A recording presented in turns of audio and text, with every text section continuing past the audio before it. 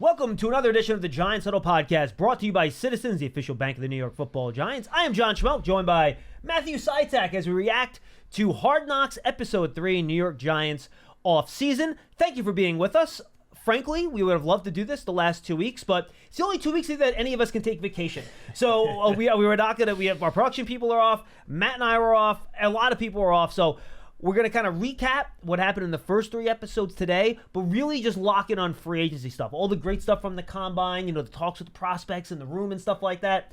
Since episode 3 was so heavy on free agency, understandably so, it was free agency week that they recapped. We'll focus on free agency here, and then we'll kind of include all of the draft, combine, Senior Bowl with the draft, which based on the teaser for next week appears to be the major topic, Matt, in episode 4. Yeah, they're going to get into the draft. I'm excited to see that. But the first 3 episodes of the show I thought was just truly fascinating. Yeah. I mean, I know we've gotten accustomed to getting a little bit of an inside look into the offseason with a Giants life the last couple of years, but I feel like this kind of just takes it to another level just because it's expanded episodes, 5, 30 to 45-minute episodes. It just gives us this fascinating inside look into how everything truly goes down in the front office. Things that, we've never actually seen before. I mean, the movie Draft Day happens to be one of my favorite sports movies just because I love the sort of behind the scenes look it gives you. And this Hard Knocks offseason show is a real life version of that, except it spans the entire offseason and not just, one single day. And seeing how Joe Schoen and the front office had built a plan to construct the roster and, tonight's episode 3 was the free agency, the first week of free agency, and we got to see them really start putting that plan into action for real.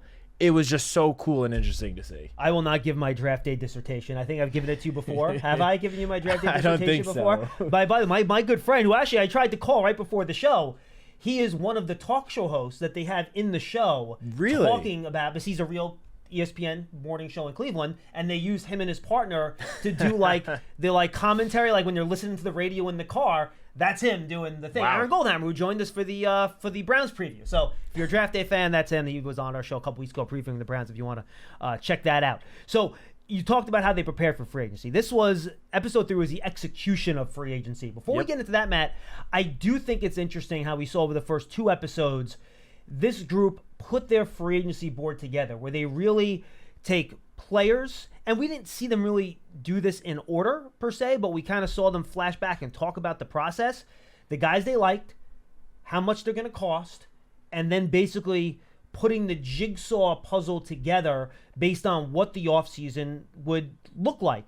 And they talked about, and Joe Schoen, I think he said this to Brian Dable in the meeting with him, you basically have a pie, which is the money you have available to your organization to spend, which ended up being a little bit more because the salary cap went up more than everyone expected.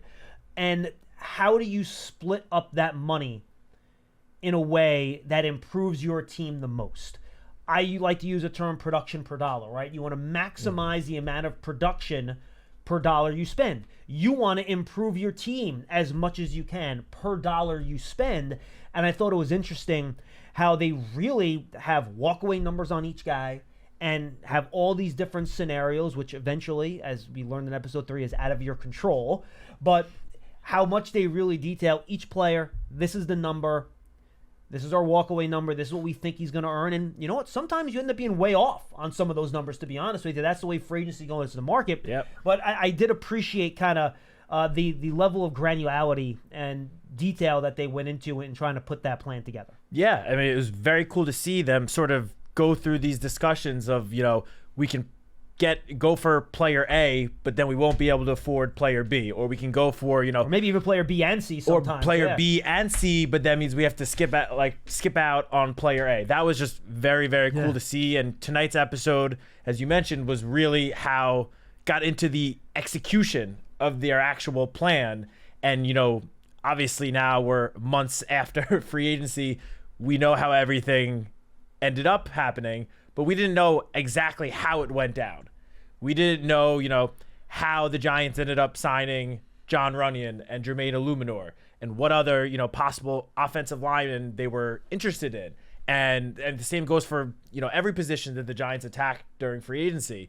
The Brian Burns part, we know the first 2 episodes of the show, they've obviously previewed the Brian Burns trade. We've seen it. It started at the Senior Bowl with this little throwaway comment from Panthers GM Dan Morgan, which turned into an actual trade. It was like starting to boil water, right? You put the flame on and the water just gets a little bit hotter, then eventually it boils and then you're able to figure out the trade. Yeah, and I mean, going back to even that first episode when Dan Morgan first said that line, like, how about Brian Burns for 2 ones? You heard Joe Shane go, oh, like he was not expecting to hear that. And that was the first time that Joe Shane probably heard Brian Burns is on the market. You come in with a strong offer, we are fully willing to listen and accept the deal to give you Brian Burns.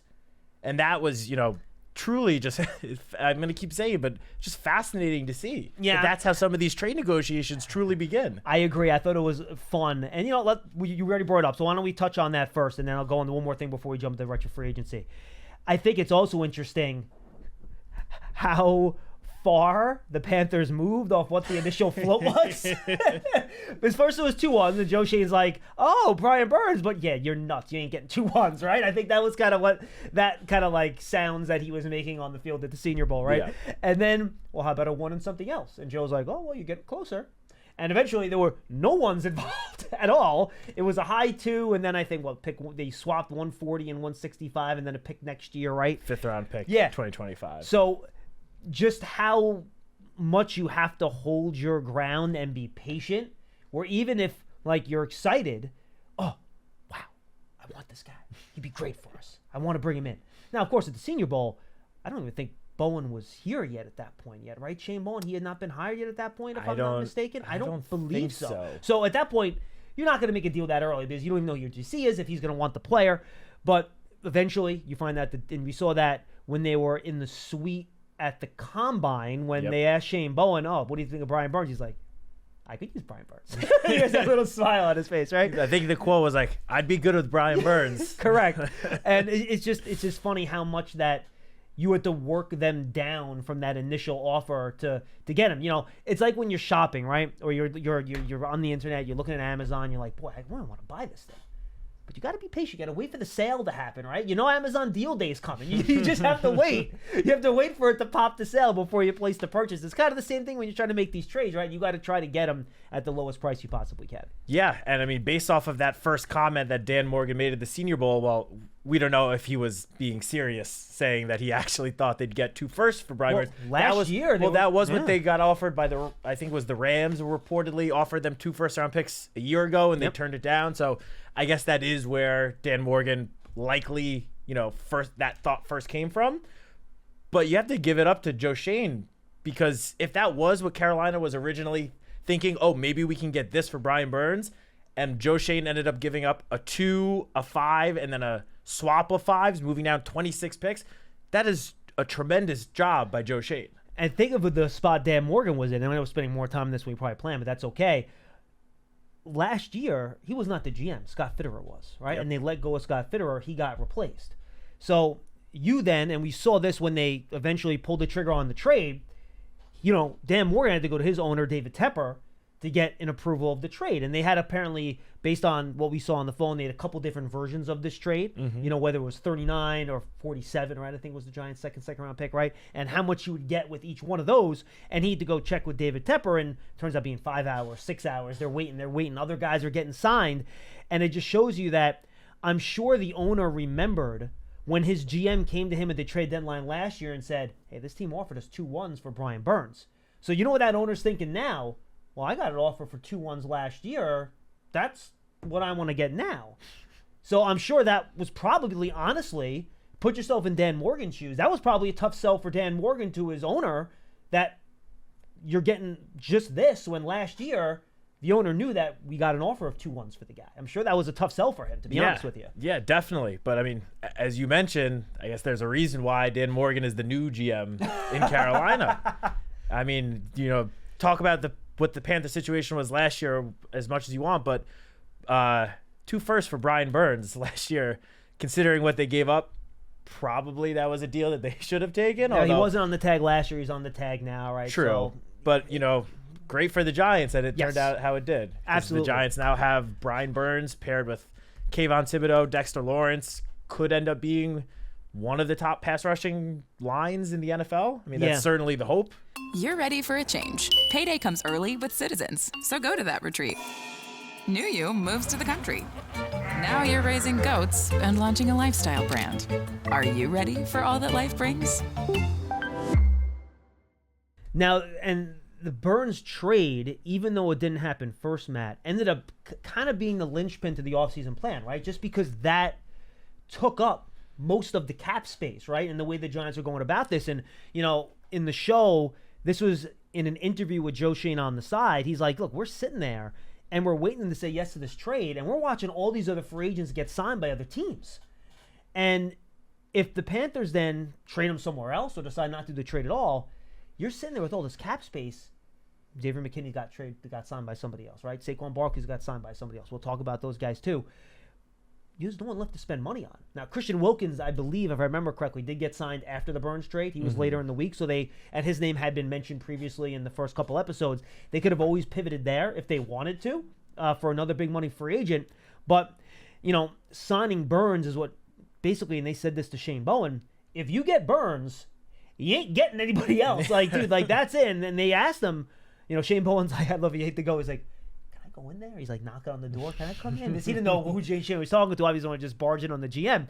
And they're like, all right, do you like Burns? He goes, yeah, I like Burns. He's like, but that's it. Like, it's almost like you're talking to your kid about his Christmas list. He's like, I want a PlayStation 5. And you're like, all right, that's all you're getting though, kid. Like, this could be one present under that tree. That's it. You ain't getting anything else. Are you sure? Yeah, I want the PlayStation 5. and that's basically what Bowen was like for Brian Burns. Yeah, it definitely was. And I mean, honestly, it makes sense. I mean, we've talked at length over the last couple months since the trade about how Brian Burns is just a perfect fit for the Giants with Shane Bowen's defense. So it doesn't surprise me at all that Shane Bowen was fully willing to sign off on Brian Burns being basically the only defensive acquisition, at least for more than, you know, reportedly numbers of minimum or around the minimum. And that's basically what it ended up being when all was said and done, too. I mean, that's what it was. Yeah. And I mean, clearly once Shane Bowen was brought in, it was very obvious that edge rusher was one of the top priorities for the Giants this offseason. It wasn't, I would say, probably not the number one priority, which we'll get to right after this, but yeah. But it was clear that it was right up there. I mean, there was one comment Joe made in tonight's episode saying, okay, if we don't get Burns at this point, we'll go and turn towards the draft to try to get an edge rusher. Right. So it was clear that one way or another, they were adding someone to that position that they felt could either be a starter or, you know, big rotation player right away. I don't know if they would have, you know, considered an edge rusher with the 6th overall pick. Probably not. Probably not, as we saw the first defensive player didn't get selected until, was it pick 15 or 16? 39 or 47, though, you want to go move up. Easier yeah. to move up to get one of these guys, you know? Yeah, that is true. But it was clear that edge rusher was one of the top priorities. And, you know, we discussed before coming to film this, the quote that Brian Daboll said to Joe Shane. Well, Joe Shane originally sent a text to Brian Daboll. And then towards the end of tonight's episode, Brian Daboll, while on a FaceTime with Joe Shane, I guess resent the text back to Joe to remind him. And it said, protect the quarterback and get after the quarterback. And clearly, that was the two biggest priorities of the offseason. And looking back, that's exactly what they ended up doing. Football season is coming, and so is the next college semester. If you need funding, a Citizen student loan could help you pay for 100% of your school certified costs. Get your rate quote in about 2 minutes at citizensbank.com/pay-for-college. Yes, 100%. And that ended up being what they did. And we saw earlier in the episode, and I don't know how close to free agency this conversation took place between Joe Shane and Brian Daboll, but they were sitting in Joe's office.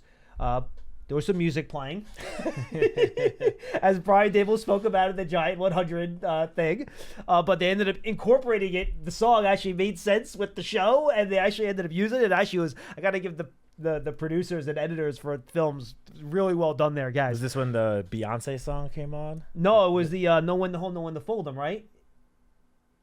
In the beginning of the episode, I guess they did it twice then. There were two different scenes where you could see like Joe or Brian put on a song. What was the one where then, like Joe turned it up? I thought that was a know when to hold, know when to fold them, or am I remembering that wrong? I just remember one of the songs Okay. being Beyonce's new country hit song. Oh, you know what? You might be right. And then I think maybe they transitioned from that into the know when to hold them, know when to fold that them. might have been it. I think you're right. So, yeah. So they're talking about it, and Joe tries to nail Dave's down. He's like, look, if there's one thing that's your top priority in free agency, what would it be?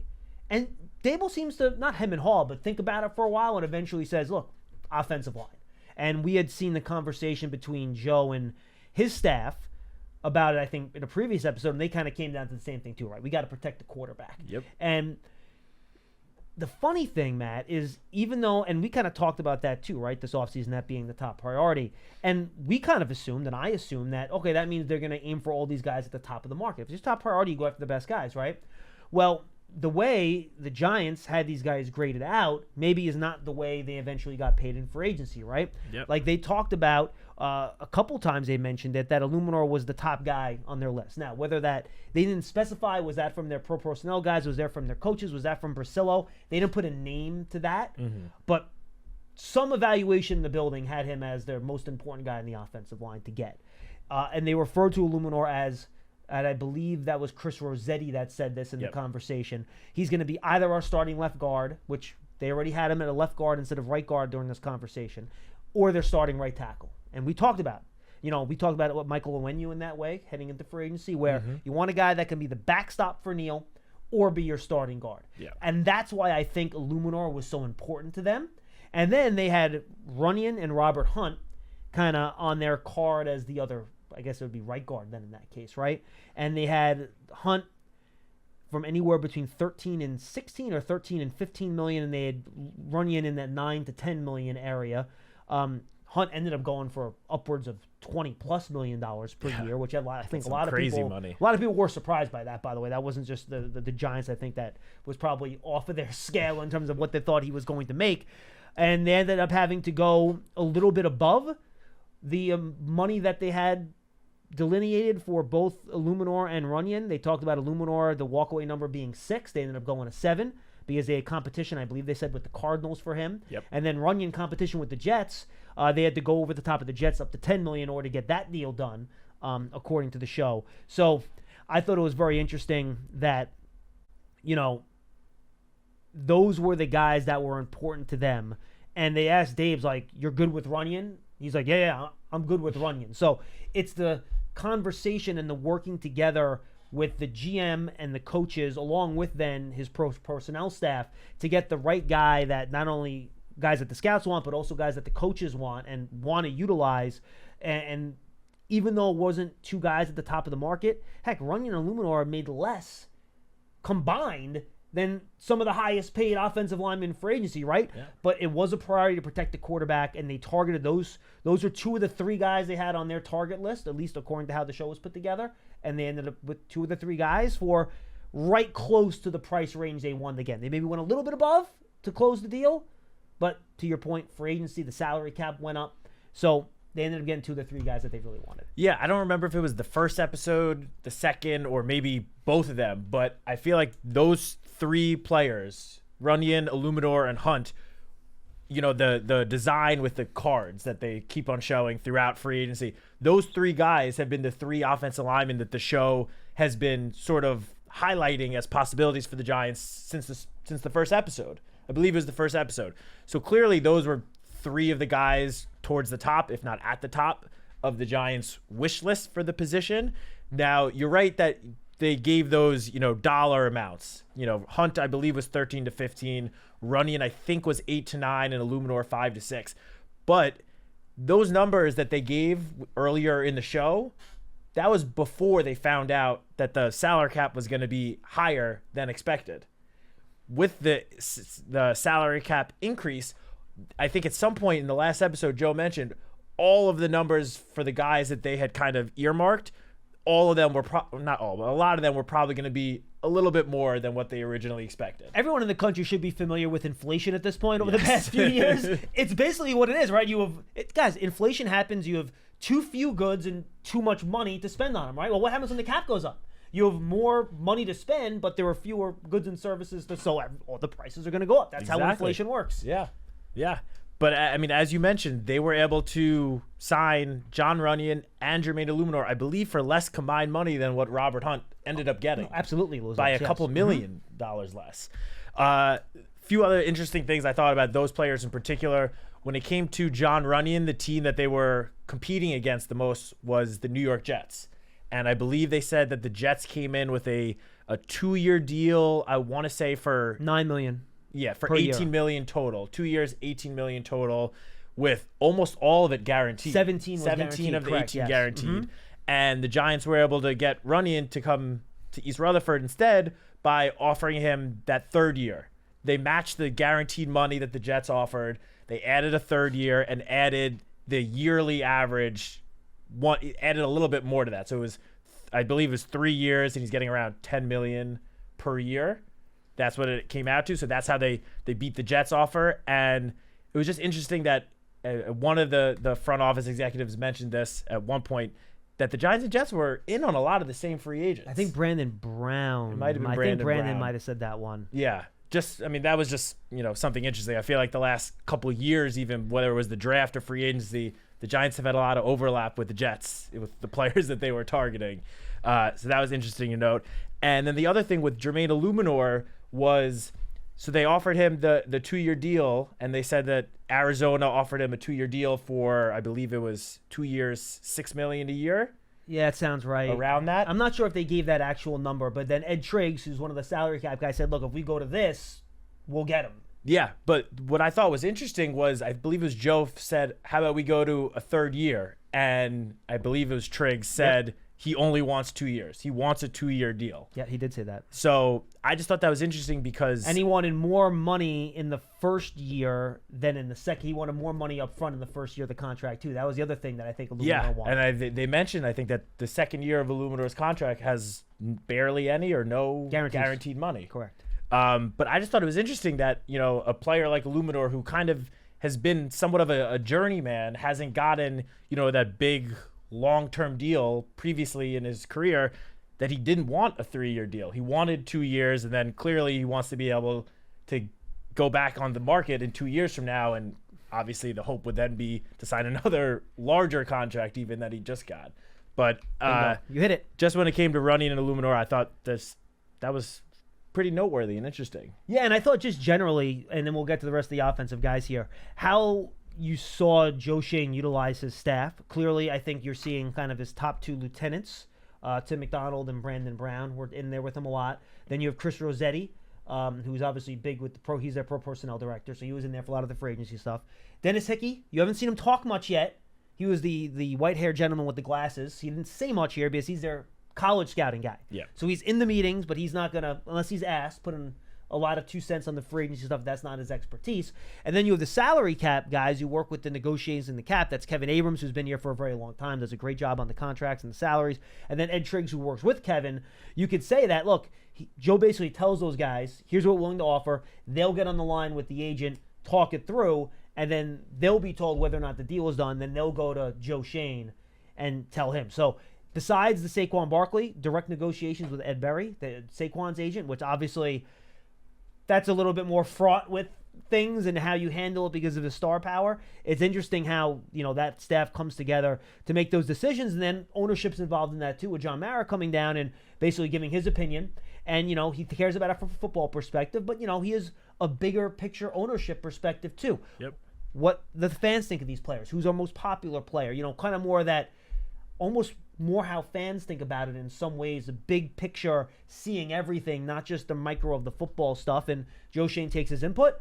But as we saw in the show, Joe Schoen's going to do what he wants.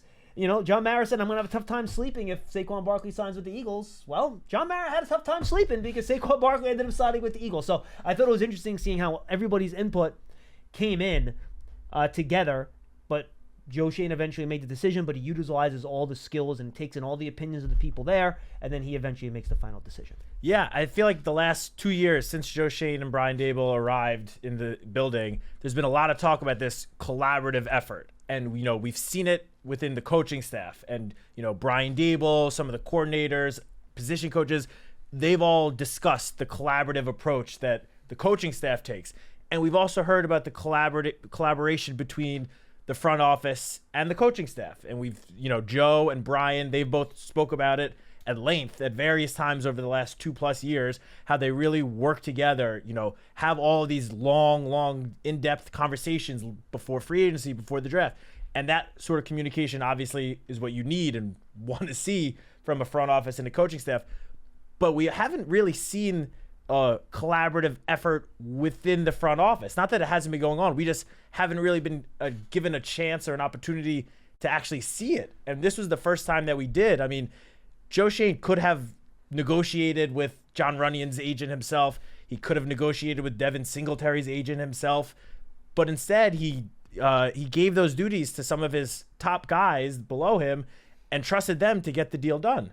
And they did that on numerous occasions. And so I just think it was interesting and sort of, I guess, refreshing to see that collaboration that we've been hearing about for 2+ years now, it's going on all over the building, from the front office, within just the front office, within just the coaching staff, and then between the two as well. No question about it. And even our PR maven, Dion Darby, in the room for some of those things. Apparently, only big deals get made when Dion's in the room. He did a great job with that. Sorry, Dion. You love turf. You're good at it. So you start a turf biz. Business grows, your savings grow. Become the most celebrated name in turf. Are you ready for all that life brings? A couple of the guys on offense, and then we'll talk about the guys that got away a little bit here, Matt. I thought the quarterback thing was interesting. Yeah. I don't think this had been reported by anyone else before we got to this, by any of the guys that cover the team. But Tyrod was clearly their number one backup quarterback choice. They wanted to bring him back. They even increased their offer enough. The Jets ended up going over the top on them to $9 million a year, and the Giants just couldn't get there. Which, again, given all the money that you end up giving Burns. And by the way, the other thing with Burns, too, they had to make sure he was good with the contract to sign before you can even then make the trades. That was the other part of that whole thing that was interesting. You have to talk to his agent first, make sure he's good with the extension, before then you can try to finalize the details of the trade with the Panthers. But clearly Tyrod was their top choice, and then they had to pivot.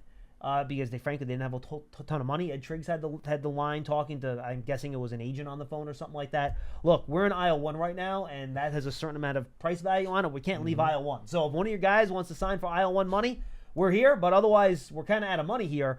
And I think to an extent, the backup quarterback, though, I think maybe they were aisle 1/2.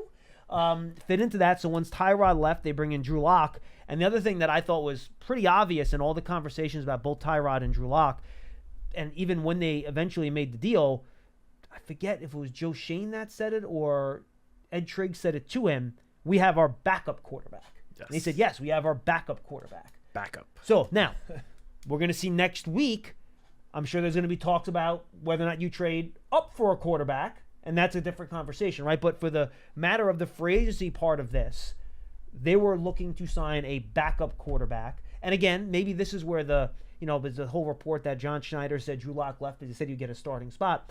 Joe Schoen did say, look, we're going to sell this to Drew Lock by saying, look, Tyrod just got a big raise from being with us last year to this year. When we were in Buffalo, who was the player? Yeah, Mitch Trubisky ended up getting a big raise after being in our system with us, right?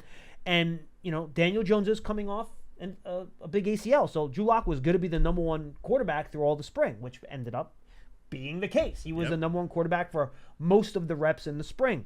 So the bottom line is that they were bringing a guy not to take the starting job. They were bringing a guy to be the backup quarterback, which I know there's been some debate and conversations about that, but I thought based on what we saw in Hard Knocks, that really seems to be what the case was here. Yeah, and I thought it was, when it comes to the quarterbacks, the veteran quarterbacks, the same thing that I mentioned earlier about the offensive linemen with Runyon, Hunt, and Illuminor, they kept on showing throughout the series, the first few episodes, the same kind of group of quarterbacks in terms of who the Giants could be interested in the veteran backups. There was Tyrod, of course, which, as we saw in tonight's episode, there clearly was a lot of interest in bringing him back, but the Jets just ended up offering, a little bit more money. There was Gardner Minshew, who they believed would sign somewhere between $10 to $20 million, and he ended up getting 2 years, $25 million from the Las Vegas Raiders, with, I believe, $15 million of that guaranteed. So clearly, that was more money than what Tyrod got. So that was too pricey for what the Giants were looking for. Because again, we're talking a backup quarterback here. So then it seemed like it was coming down to either Drew Lock or Sam Darnold. And they even mentioned Joe Flacco at some point too. They did mention Joe Flacco. Shane did, yeah. Yes, they did. But they decided to go with Drew Lock, who they signed to, I believe it was a 1-year deal. Did they say the money? 1 year, 4, I think. Right? 4 or 5 million. Somewhere in that area. Yeah. So they ended up giving Drew Lock around. And all these numbers on contracts, by the way, are unofficial. Like, just so fans understand that. Yeah.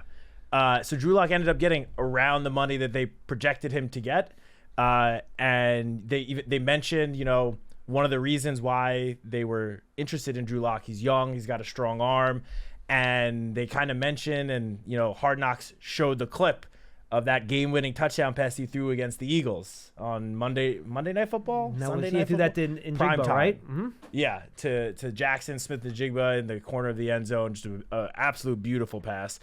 And then they showed Drew in the draft room upstairs, signing his contract. One of our social media team members, Christina Sinofsky, made her appearance on Hard Knocks. Jen with the camera too. So did Jen, yeah. That was cool to see.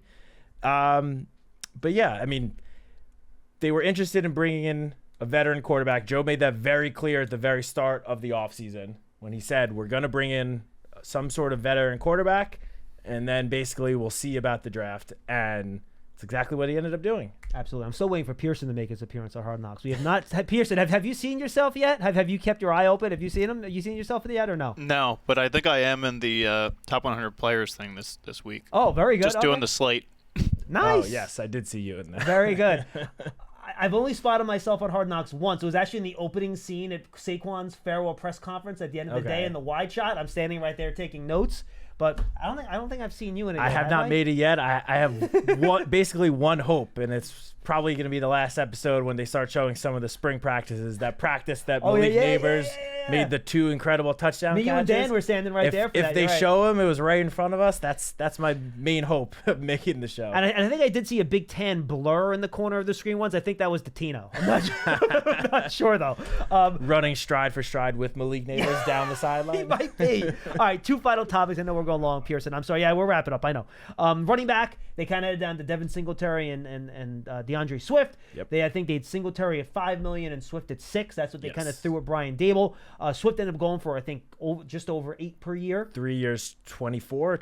24 and change, I think, exactly. So they ended up getting Singletary exactly where they wanted him, and that Brian Dable was good with that.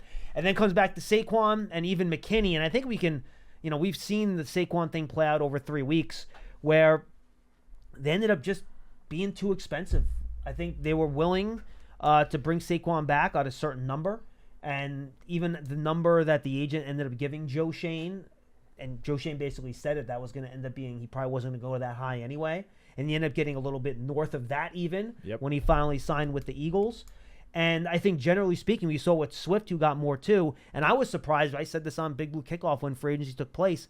The running backs this year, I think, went for more than what a lot of people thought. And maybe that was because of the increased cap, to your point earlier. For whatever reason, a lot of these running backs went for a little bit more than I thought people thought. They went earlier in the market. And I think the Giants just prioritize someone like Brian Burns for that amount of money rather than, spending on Saquon and then McKinney. And you could see the surprise kind of in Joe Shane's voice and of the people in the room when they found out McKinney ended up basically being the second highest paid safety in football after he signed that contract. Maybe it was after Minka and then maybe Bates. I think they said he was the number second, 2, right? I think number you're 2 right. highest paid. But he was right around that number 2 spot. So they had to allocate. We talked about the pie at the start of this episode, right? And they decided they'd rather take that money and pie it out for Brian Burns than and the offensive line, quite frankly, which is also their priority. Protect the quarterback, get after the quarterback, then a safety and a running back. And I think that's kind of what it came down to. Yeah, and when it comes to the running backs, I remember in the second episode, Joe mentioned, we're going to try to bring Saquon back, but if he doesn't, I think there's some good value in sort of the second wave of free agent running backs. And I think he even mentioned Devin Singletary in that, second wave after the big name guys that are signing for, the top of the market value. Then there's the next group, and Singletary was in that group. the Giants ended up agreeing to a deal with Devin Singletary on the first day of free agency. And I just thought it was interesting that despite signing early, they still were able to get him for the same amount of money that they projected him to go for. Yeah, but it's not like they had to overpay or pay more than they were expecting in order to lock him down to the deal. If I remember right, Swift might have been the first player to sign in all of free agency. I think he was the first guy, and he went, to your point, day one, first guy. You're probably going to have to pay a premium for that, which the Bears, right? The Bears did. Yep. So you're right, to get on day one Singletary that number, it's a great deal. Yeah, I mean, I remember after, I think it was last week's episode, I saw some people on Twitter being like, oh, well, Joe said he was going to wait until the second wave for running back, and then he didn't. He attacked it day one. Well, it's because they were able to get the guy they wanted for the exact money that they wanted. They didn't have to overpay. The whole point of waiting till the second wave is to try to get value and get guys for a little bit cheaper than they were hoping to sign for.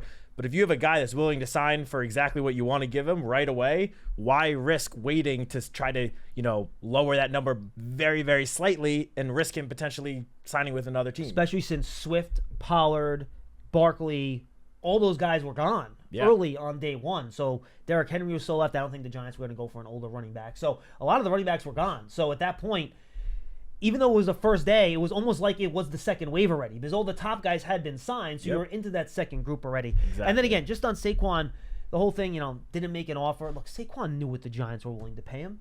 They went through a year of negotiations the year before. Like, the agent knew. Joe Shane knew what he was going to offer. They've exchanged numbers for a year on this. So I didn't take that seriously. Saquon and the agent did go back to the Giants, and they gave him a number to see if the Giants would match. Now, there was a lack of a commitment that if the Giants matched, he was coming. It wasn't like, all right, you pay us this, we're here. Joe made that point. There was some hemming and hawing there. And then just as for McKinney, I think they thought he was a good player. It just, didn't match for what they wanted to do team building wise. So those are all my thoughts, Matt. Any other final thoughts before we say goodbye here? No, I think we just about covered all of it. This was fun. It was fun. I'm looking forward to doing it again next week. Yeah, next Wednesday, folks. Check it out. Pearson's going to be busy. We want to make sure we work him to the bone as soon as he's back from vacation. A lot of podcasts coming on the Giants Huddle feed the next 2 weeks. We'll be continuing with Big Blue Kickoff as well. So make sure you check that out. And don't forget, Giants Huddle Podcast was brought to you by Citizens, the official bank of the New York Football Giants. Football season is coming. So is the next college semester. If you need funding, a Citizens student loan could help you pay for 100% of your school certified costs. Get your rate quote in about 2 minutes at citizensbank.com/pay-for-college. The top 100 podcasts are populating on the Giants Huddle feed. Make sure you check that out. And this week and next week, we're going to have linebackers, corners, safeties on our position series. We'll finish that off. We'll have Marcus Kuhn coming up as well, talking about the Giants season and the connection with Germany now moving forward for the Giants organization. And if you haven't, folks, go back, check out our position series with all the offensive guys and the defensive linemen. Really invaluable stuff from these players. I think you and Dan are going to write those up at some point, too, to get them on the website. So make sure you check those out on the Giants Huddle Podcast. On your favorite podcast platform, just search for Giants Huddle Podcast on the Giants app. And for the videos of all these podcasts, go check out the Giants YouTube channel as well. We'll see you next time, everybody.